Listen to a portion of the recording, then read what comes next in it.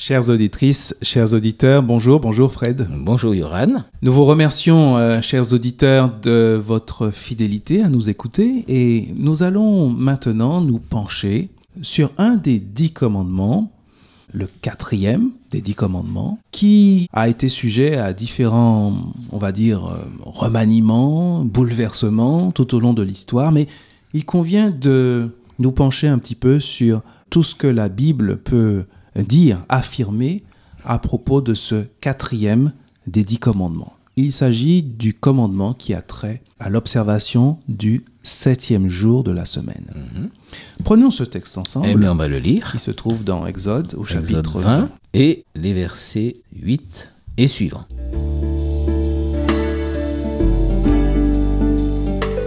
Nous lisons. Souviens-toi du jour du repos pour le sanctifier. Tu travailleras 6 jours et tu feras tout ton ouvrage. Mais le 7e jour est le jour du repos de l'Éternel ton Dieu. Tu ne feras aucun ouvrage, ni toi, ni ton fils, ni ta fille, ni ton serviteur, ni ta servante, ni ton bétail, ni l'étranger qui est dans tes portes. Car en 6 jours l'Éternel a fait les cieux, la terre et la mer et tout ce qui est contenu.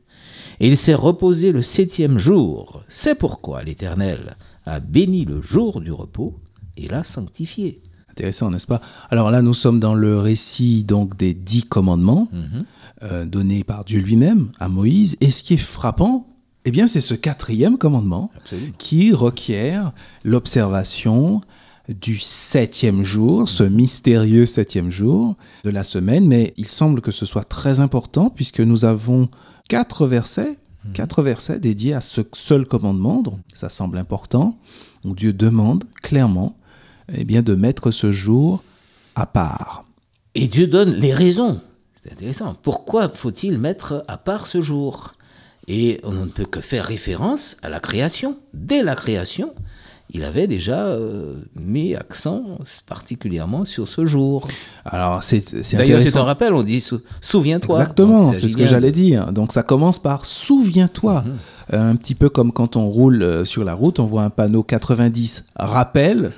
Quand tu vois un panneau 90 rappel, ça veut dire quoi? Ça signifie que normalement, je devrais savoir. Ça veut dire qu'il y a déjà eu un panneau. Averti, oui, il y a déjà eu un panneau. Alors, où est ce premier panneau? Tu l'as dit. Eh bien, ce premier panneau, nous allons dans la Genèse, au chapitre 2, fin de la création. Donc, Dieu a créé en 6 jours, c'est ce que nous rapporte le récit biblique. Alors, ce qui est intéressant avec ça, c'est de bien montrer que, alors qu'on pourrait penser que dans Exode chapitre 20, il s'agit des 10 commandements donnés par Dieu à Moïse pour le peuple juif, et donc qui ne concerne finalement que les juifs, ce 4e commandement, eh bien, le fait que il rappelle voilà, ce que ce 7e jour... Il a déjà institué ça à la création, montre bien qu'il ne s'agit pas seulement des juifs. Voilà, nous sommes bien avant l'existence du peuple juif, bien avant. Sans aucun doute. Il y a une antériorité là qui est incontestable. C'est ça. Alors, qu'est-il dit là au chapitre 2 ? Chapitre 2, oui. Ainsi furent achevés les cieux et la terre, et toute leur armée. Dieu acheva au 7e jour son œuvre qu'il avait faite, et il se reposa au 7e jour de toute son œuvre qu'il avait faite. Dieu bénit le 7e jour, il le sanctifia, parce qu'en ce jour, il se reposa de toute son œuvre qu'il avait créée en la faisant. Et voilà la première trace du 7e jour, à la fondation du monde. Et on constate bien que le commandement rappelle que c'est parce que Dieu a créé en 6 jours ça, tout à fait. Que ce 7e jour a sa signification. Donc c'est un rappel de la création, tout simplement. Clairement. Alors donc, on peut dire déjà à ce stade que ce commandement, ce 4e commandement, 4e des 10 commandements concernant le 7e jour, ne concerne pas seulement les Juifs, mais tout être humain créé à l'image de Dieu. Pourrions-nous prétendre que Adam était un Juif? Ça ne serait pas sérieux. Alors, certains théologiens, à un certain moment, ont prétendu que le Pentateuque aurait été écrit, c'est-à-dire les 5 premiers livres de la Bible, n'auraient pas été écrits par Moïse, mais par des Juifs après l'exil à Babylone. Donc, nous sommes vraiment des années plus tard, au 6e siècle. Je veux juste dire quelques mots là-dessus, pour qu'on ne soit pas embrouillé avec ça. Eh bien, cette théorie dite documentaire a été largement contestée et même révoquée à la deuxième moitié du XXe siècle, puisque c'est un théologien allemand, Wellhausen, qui avait promu cette théorie, et elle a été largement critiquée par l'étude plus approfondie des textes du Pentateuque, des 5 premiers livres de la Bible, ainsi que par l'archéologie biblique. Donc clairement, c'est bien Moïse qui est à l'origine de ces 5 premiers livres de la Bible, et donc dans ce sens-là, Quitte à désarticuler le texte, quoi, finalement. Hein. Voilà. Pendant qu'on prend une partie, on reconnaît que c'est Moïse, et puis une autre partie du texte, il y a quelqu'un qui s'est substitué à Moïse. voilà, et donc là, ça ne tient plus la route. Et donc, il faut bien aborder ce texte de cette façon. Et donc, ce 7e jour a bien un ancrage dans la fondation même de notre monde. Tout à fait. Donc, à partir de là, que peut-on dire de plus? Sinon que la parole de Dieu va forcément confirmer ce que Dieu a institué dès la création. Et Jésus lui-même, Et oui. dans les évangiles, eh bien, va confirmer aussi Peut-être cette... pourrais-tu lire le texte qui Bien sûr. correspond. Bien sûr. Dans Marc au chapitre 2, Marc chapitre 2, oui. on peut lire les versets 27 en particulier, 26-27. Alors, Marc chapitre 2, 27-28 du moins. 27-28.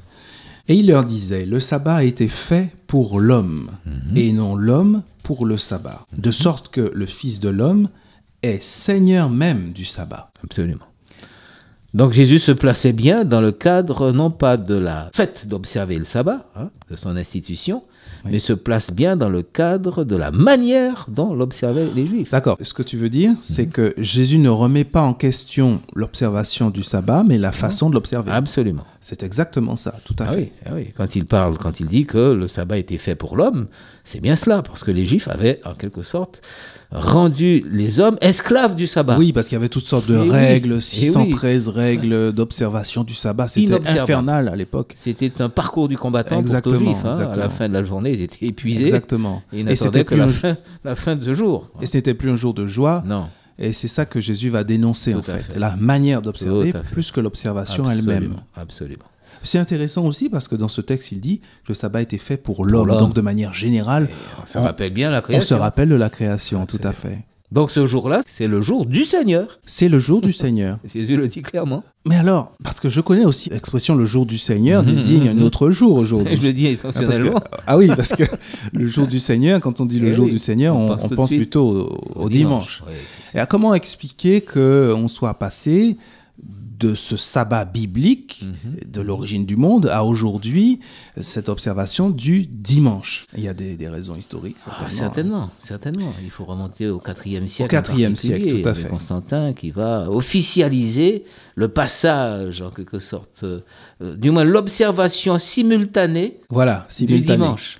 Voilà, et puis petit à petit, celle du dimanche va s'imposer. Tout à fait. Et ça, c'est pas fait du jour au lendemain, bien sûr. Donc le dimanche était le jour du soleil, le jour païen. Dans la Rome païenne, tu veux dire. Païenne, oui, d'accord. Oui. Mais en même temps, ce dimanche est rappelé pour les chrétiens le jour de la résurrection. La résurrection du Christ. Voilà. Et donc on va privilégier l'observation du jour de la résurrection par rapport au jour de la création. Il y a aussi un contexte sociologique qui va expliquer tout ça, le désir de se démarquer des Juifs qui avaient mauvaise presse à l'époque dans l'Empire romain. Enfin, il y a beaucoup d'explications. Donc on va se distinguer des Juifs. Voilà, c'est ça. En observant ce dimanche, qui n'est pas le jour du Seigneur. Eh bien, bibliquement, non. Absolument pas. On ne peut pas le justifier. Absolument pas. Christ est clair là-dessus. On peut toujours se rappeler de la résurrection de Jésus. Il n'y a pas de mal à cela. Bien sûr. Enfin, le jour institué clairement par Dieu. La raison pour laquelle ce jour doit être observé ne concerne pas la résurrection, mais concerne la création. Oui, c'est ça. Eh bien, je crois que le moment est arrivé de conclure, mais on va continuer. On va continuer cette réflexion très intéressante sur le 7e jour. Certainement. À bientôt donc. Au revoir. Au revoir.